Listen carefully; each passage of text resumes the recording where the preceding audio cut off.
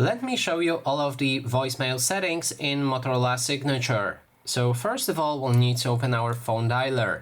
Then we can go to the three dots and open settings. Inside there's a voicemail. Now let me go through all of the options. There's notifications. In there you'll be able to enable or disable notifications for voicemails and adjust the settings like a default mode or silent mode for them as well.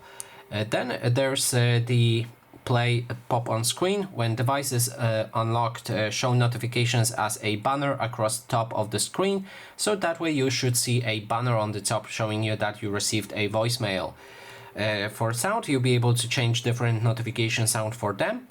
You can enable or disable vibrations, show or do not show them on lock screen, show notification dots, and override do not disturb mode. That means you'll be able to receive those notifications when you're in do not disturb mode. Then there's a visual voicemail. Now if this option is available for your provider, you'll be able to activate it right here. In this case I don't have it, so I cannot enable it. Then there's advanced settings. You can change your service carrier right here, and then you can go to the setup and that way set up the number for voicemails. And that is basically everything. Thanks so much for watching.